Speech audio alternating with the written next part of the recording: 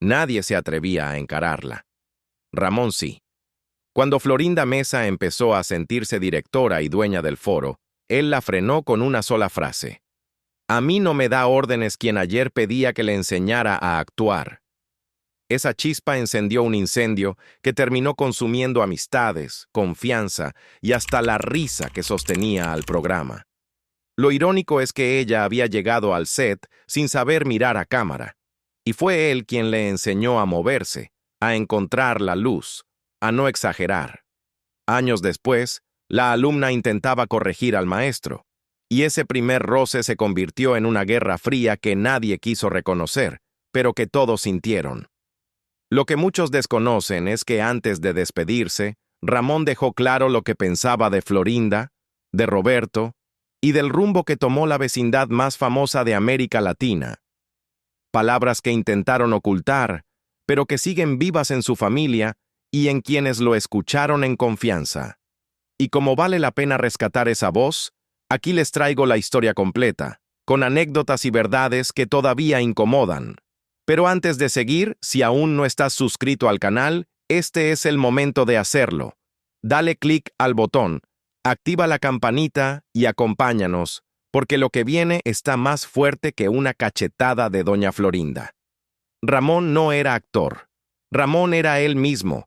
Llegaba al foro con la misma ropa en la que dormía, con la voz rasposa de tanto cigarro y el paso cansado de quien ya había vivido lo suficiente. Apenas necesitaba el gorro, y a veces ni eso. Pretender dirigirlo era como querer explicarle al desierto cómo aguantar el sol. Aún así, Florinda lo intentó. Quiso marcarle las entradas, dictarle tonos, corregir gestos. Ramón respondía con un silencio que lastimaba más que un grito. Y ese silencio lo escuchó también Roberto Gómez Bolaños. El problema fue que cuando llegó el momento de decidir a quién respaldar, no eligió a su amigo de toda la vida. Eligió a la mujer que lo tenía hipnotizado. Desde entonces, el ambiente cambió. Ya no era la vecindad del Chavo, era un campo minado. Y Ramón, que siempre había hecho reír sin esfuerzo, empezó a sentirse arrinconado. Ramón veía con tristeza cómo la vecindad dejaba de ser ese espacio de improvisación y camaradería para transformarse en un terreno vigilado. Ya no había risas espontáneas entre toma y toma, ahora todo parecía medirse con lupa. Lo que más le dolía no eran las discusiones, sino la sensación de que la confianza se había evaporado como agua sobre asfalto caliente. Cuando Carlos Villagrán, el famoso Kiko, fue despedido, Ramón entendió que las piezas se estaban moviendo y que tarde o temprano le tocaría a él. No esperó a que lo corrieran. Guardó su orgullo en silencio y tomó la decisión de marcharse. Decía que prefería irse por su propio pie antes que ser empujado. Ese gesto fue como cerrar una puerta sin hacer ruido, pero con la fuerza suficiente para que retumbara en toda Televisa. Lo curioso es que no se fue buscando dinero. De hecho, las ofertas que le llegaron en México eran mejores económicamente que la invitación de Villagrán en Venezuela. Lo que buscaba era paz. La dignidad era su brújula, y para Ramón esa no tenía precio. Más tarde lo resumiría en una frase que quedó grabada en la memoria de sus hijos. La dignidad no se negocia. A partir de ahí, Florinda no se lo perdonó. Según testimonios de quienes estuvieron cerca, ella comenzó a usar el micrófono de las entrevistas para desacreditarlo. Hablaba de supuestos vicios, de dificultades para trabajar con él, de problemas que nunca quedaron probados. Ramón ya no estaba para responder, pero su familia sí.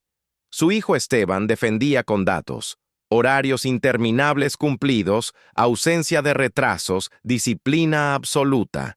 Y su sobrino Marcos lo decía sin rodeos. El problema no era mi tío, era que Florinda necesitaba atención. Cada palabra de Florinda resonaba en los pasillos como un eco incómodo. Lo más fuerte llegó años después, cuando Ramón ya había partido. Ella insinuó que tenía problemas de fondo, pero la respuesta de Carmen, su hija, fue contundente. Un hombre que trabajaba jornadas de 14 horas, que jamás llegó tarde y que nunca falló a su público, no puede ser descrito de esa forma. Ese cruce de declaraciones no fue solo defensa, fue un ajuste de cuentas en nombre de quien ya no estaba. Mientras tanto, en Venezuela, Ramón se reencontraba con la comedia.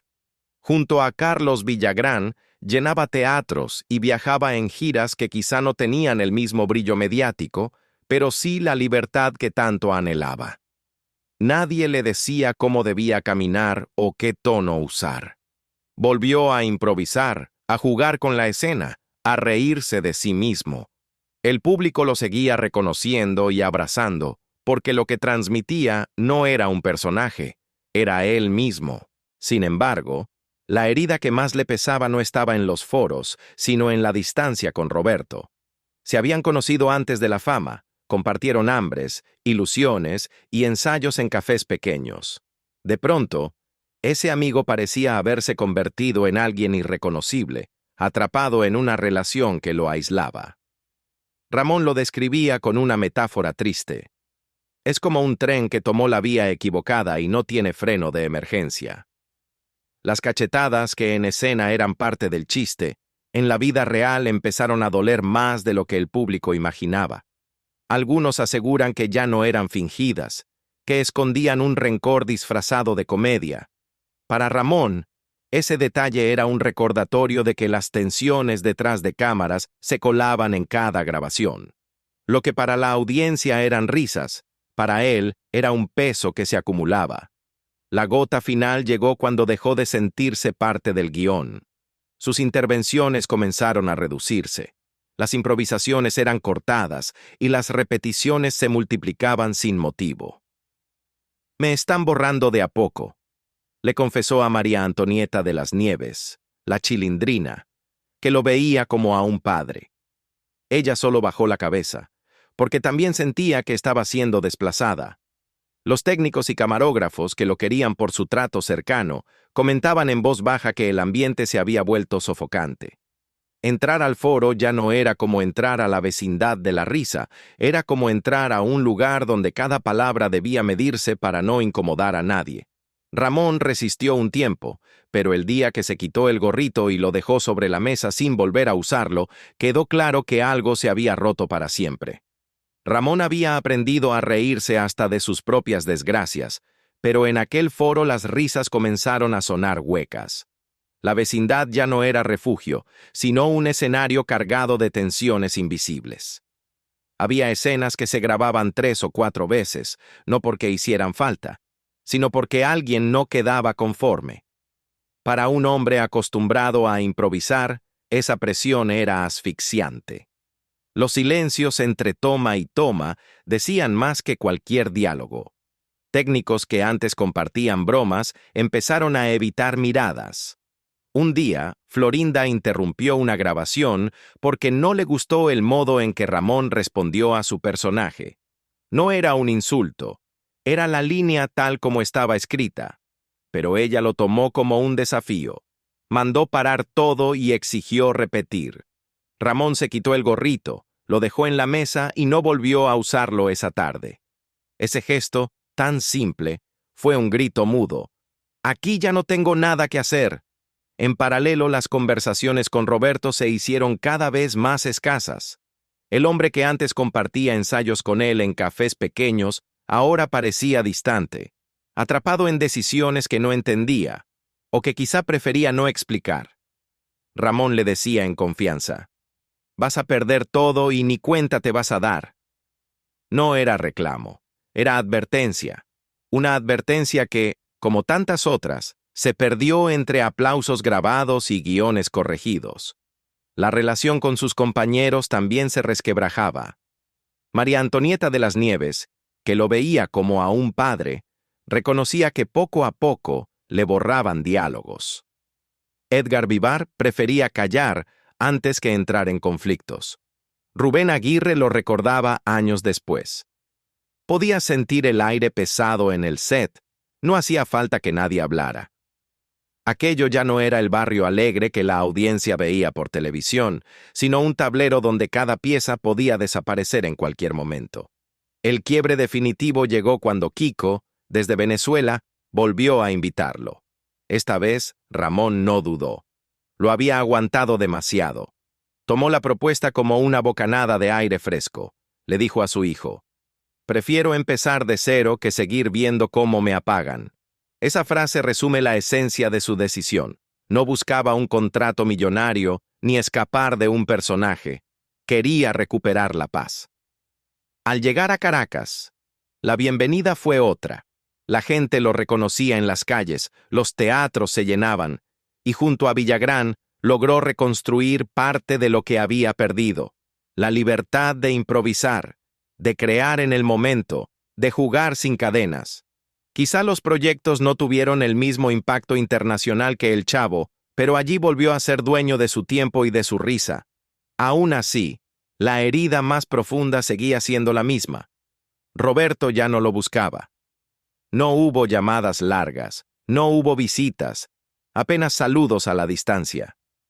«Ya no es el mismo», decía Ramón con resignación. Lo comparaba con un pez que había mordido un anzuelo sin darse cuenta, atrapado en una relación que lo había alejado de todos. Esa metáfora dura y triste retrata cómo lo veía: un amigo convertido en extraño. Las entrevistas posteriores solo confirmaron la enemistad. Florinda, con comentarios velados o directos, lo pintaba como un hombre difícil. Nunca se retractó del todo, aunque en alguna ocasión dijo: «Quizá no debí decirlo». Pero ya lo había dicho. Esa frase, ligera en apariencia, fue como sal echarle a una herida abierta. La familia de Ramón respondió con hechos, cartas, testimonios, fotografías de largas jornadas de trabajo. Esteban lo explicó en televisión: «Mi padre nunca fue despedido, él renunció. No quiso estar en un lugar que ya se había vuelto hostil». Marcos fue todavía más directo: «Florinda siempre necesitó ser el centro de atención. Si no la tenía, buscaba el escándalo». Mientras tanto, Angelines Fernández, la bruja del 71, permanecía cerca de Ramón. Ella lo llamaba «mi Rorro», y en esa complicidad se refugiaban. Cuando él partió, fue la única del elenco principal que lo acompañó todo el día en el Panteón, hablándole en voz baja como si aún pudiera escucharla. Esa fidelidad silenciosa vale más que 1000 entrevistas. Lo que más sorprende es que ni Roberto ni Florinda aparecieron ese día. Ninguna flor, ningún mensaje. Años más tarde, Roberto reconocería que no haber ido al funeral fue uno de sus errores más grandes. Pero ya era tarde. Para quienes lo amaban, esa ausencia fue más fuerte que cualquier palabra. El tiempo pasó, pero el eco de esa ruptura seguía resonando. Ramón nunca buscó vengarse ni escribir memorias incendiarias. Su venganza fue más silenciosa: mantenerse en la memoria del público con una fuerza que nadie pudo borrar. En entrevistas privadas decía con ironía: «El Chavo, sí, todavía lo pasan, pero ya no me invitan ni al recuerdo». Esa frase, corta y seca, pesaba más que cualquier discurso. Los nuevos personajes intentaban llenar el espacio que había dejado. Jaimito el cartero, con toda su simpatía, no tenía el mismo peso. La bisabuela de la Chilindrina apenas aparecía. Se podían agregar figuras, pero lo que faltaba no era guión, era presencia. Quitar a Ramón fue como arrancar una raíz. El árbol seguía en pie, pero ya no daba la misma sombra. A pesar de todo, su manera de ser se colaba en los demás. María Antonieta admitía que sin querer repetía frases que él inventaba en los ensayos. Rubén Aguirre recordaba cómo en las giras la gente preguntaba primero por él antes que por cualquiera. Carlos Villagrán, ya en Venezuela, siempre le reservaba el mejor lugar en sus presentaciones. Aunque el programa siguiera sin él, su figura seguía marcando el ritmo. La conversación que cerró el ciclo con Roberto fue breve y amarga. Una llamada corta, donde Ramón le dijo: «Ya entendí todo, solo te pido que cuides a los demás. No repitas conmigo lo que hiciste con ellos». Roberto no respondió. Colgó en silencio. Esa falta de palabras fue más reveladora que cualquier excusa. Cuando años después escribió sus memorias, apenas lo mencionó, como si fuera un actor secundario que se había ido. Para muchos, esa omisión fue una confesión. La familia de Ramón nunca dejó de hablar. Marcos decía que su tío no era rencoroso, pero tampoco olvidaba fácilmente. Lo que más le dolía no eran las palabras de Florinda, sino el silencio de Roberto. Ese silencio pesaba como una losa. Una tarde, Florinda lanzó sin tapujos: «Aquí el que no me obedece se va». Ramón lo escuchó, se giró sin discutir y se encerró en su camerino. Fue la última vez que compartieron un espacio. Cuando enfermó, hubo un acuerdo tácito entre el elenco: no hablar públicamente del tema. Pero Florinda rompió ese pacto. En una entrevista, con un tono aparentemente ligero, dejó caer una acusación que golpeó fuerte. Esteban salió a responder. No insultó, no levantó la voz, simplemente mostró cartas, horarios, testimonios, desarmó cada palabra con hechos. La respuesta fue impecable. Y aún así, ella nunca se retractó por completo. Apenas dijo: «Quizá no debí decirlo», pero ya lo había dicho, y el daño estaba hecho. Carmen fue tajante. Una cosa es tener diferencias profesionales, otra es destruir a alguien cuando ya no puede defenderse. Sus palabras no eran solo una defensa, eran un recordatorio de lo injusto que había sido cargar con esas versiones después de su partida. Mientras tanto, el público lo seguía abrazando en cada repetición del programa. La industria podía querer minimizarlo, pero la gente se encargaba de mantenerlo vivo. El funeral fue discreto. Ni Roberto ni Florinda se hicieron presentes. Carlos estaba en una gira. María no alcanzó a llegar. La única que se quedó todo el día junto a su tumba fue Angelines Fernández. Lo llamaba mi Rorro y le hablaba bajito, como si todavía pudiera escucharlo. Años después, cuando le preguntaron por qué lo había querido tanto, respondió: «Porque no tenía dobleces, y en este medio eso es un milagro». Esa frase resume todo. Ramón no era perfecto, pero era auténtico. Y la autenticidad pesa más que cualquier premio, más que cualquier aplauso forzado. Con el tiempo, lo que fue un conflicto de foro se convirtió en una historia de contrastes imposibles de ignorar. Florinda se consolidó en el círculo íntimo de Roberto. Ramón eligió la distancia, no solo física, también emocional. No quería volver a un lugar donde lo habían tratado como estorbo. En sus últimos meses, quienes lo visitaban escuchaban verdades que había guardado durante años. Decía que lo peor no fue dejar el programa, sino haber visto cómo se deformaban las amistades. No sé qué me dolió más, que ella ganara terreno o que él se dejara perder. Una confesión que aún duele porque encierra en pocas palabras la tragedia de esa historia. La traición de un amigo que ya no era el mismo. En más de una ocasión, Ramón confesó que lo que más le pesaba no eran los rumores ni las críticas, sino el deterioro de las amistades que él consideraba sagradas. Para él, la verdadera pérdida no fue el trabajo, sino la complicidad rota con Roberto.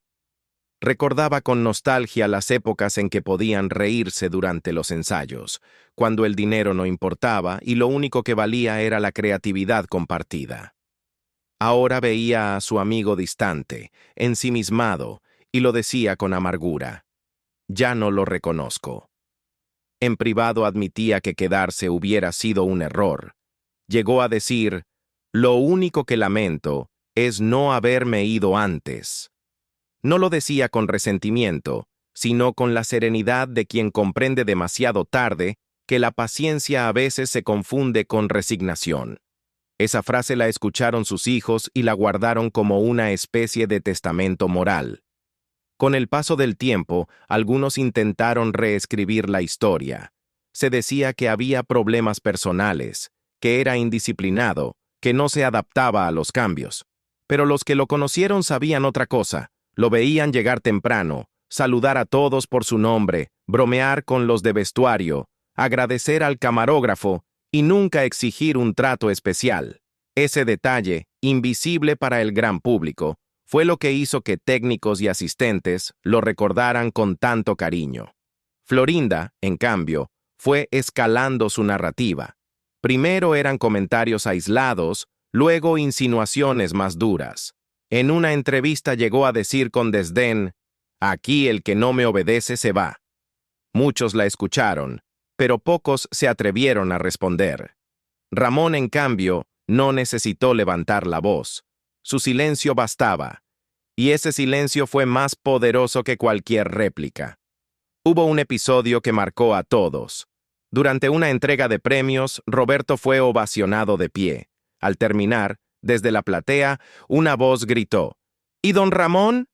El auditorio se quedó helado. Roberto bajó la cabeza y no dijo nada. El público respondió con un aplauso más fuerte, como si en ese instante se hiciera justicia. Fue un momento incómodo para unos, pero revelador para muchos. Con los años, también salió a la luz un detalle íntimo. Al ordenar sus cosas, su familia encontró cuadernos llenos de notas manuscritas. Ramón analizaba escenas, escribía variantes de diálogos, ensayaba respuestas posibles. No era improvisación al azar, era trabajo serio disfrazado de espontaneidad. Eso derrumba la idea de que era un comediante natural, sin método. Lo suyo era talento, pero también disciplina silenciosa.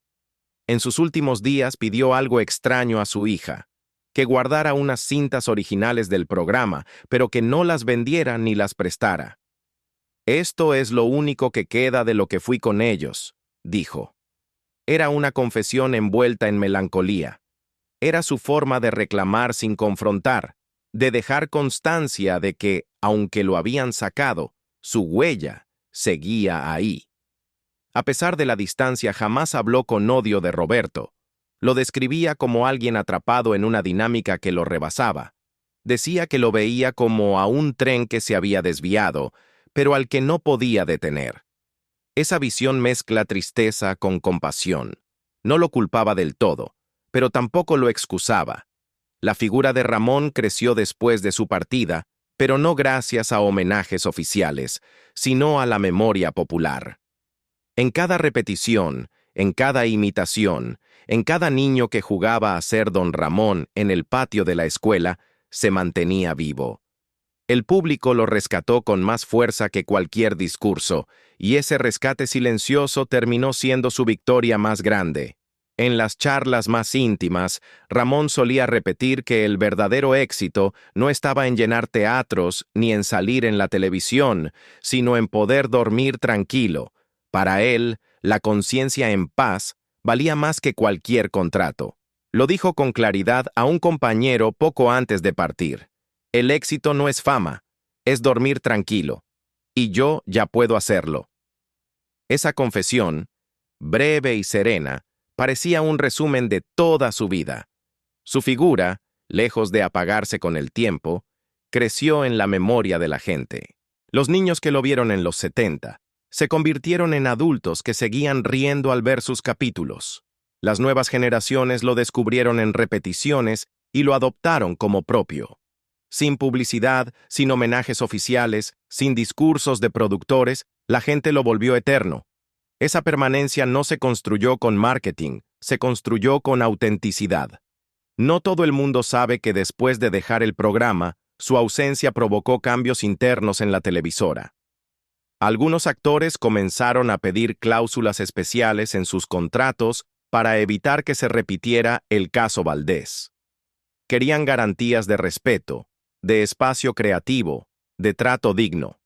Es decir, aunque muchos intentaron minimizar su salida, en realidad había marcado un precedente.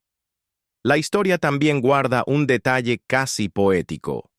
En una ocasión, mientras revisaban sus pertenencias, su familia halló libretas repletas de notas.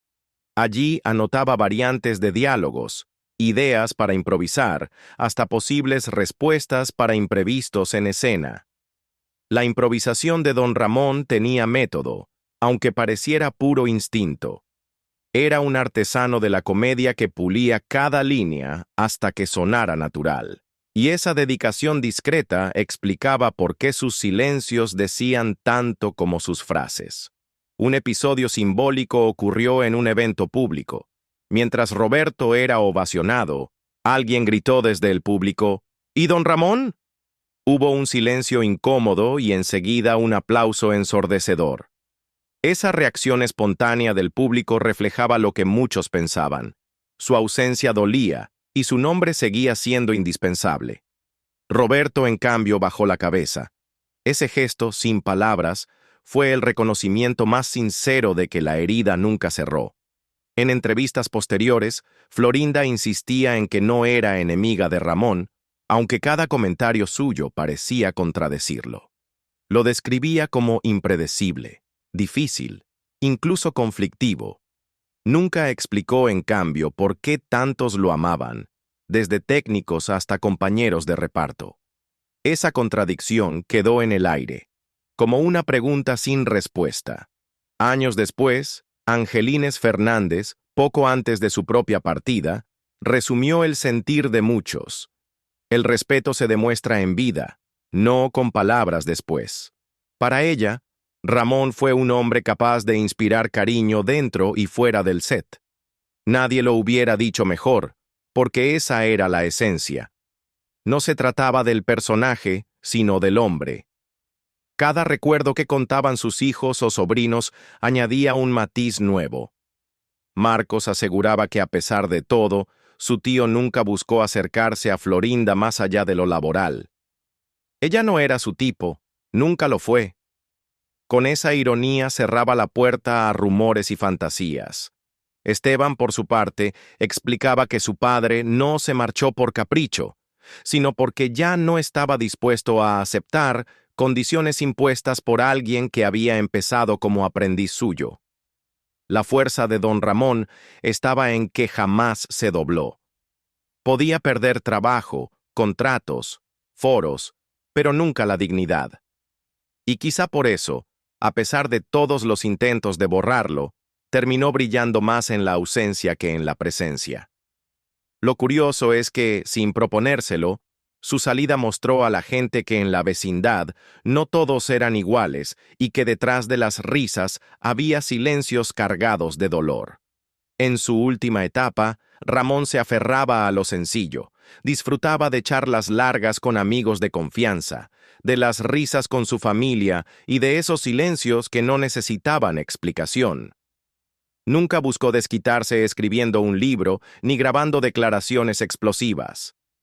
Su mayor revancha fue mantenerse limpio de escándalos y dejar que la verdad lo defendiera sola. Una noche, conversando con Esteban, le preguntó si el programa aún seguía al aire. El hijo respondió que sí, que la gente lo seguía viendo con entusiasmo. Ramón miró al techo y murmuró, «Entonces valió la pena, aunque me doliera». Esa frase lo dice todo. No hablaba con rencor, sino con la tranquilidad de quien sabe que el sacrificio no fue en vano. El contraste entre lo que vivió y lo que la audiencia veía en pantalla es brutal. Mientras en los foros se respiraba tensión, en los hogares se desbordaba la risa. Era como si la vecindad tuviera dos caras, una luminosa que alimentaba a millones de televidentes y otra oscura que solo conocieron quienes estuvieron detrás de cámaras. Ramón soportó esa dualidad hasta que ya no pudo más, y al irse, dejó expuesta la herida que muchos preferían callar. Los años confirmaron lo que él siempre supo. Los homenajes oficiales pueden olvidarse, pero el cariño del pueblo no se borra. Cada repetición en televisión, cada imitación en una fiesta, cada niño que juega al cobro de la renta, es la prueba de que su espíritu sigue vivo.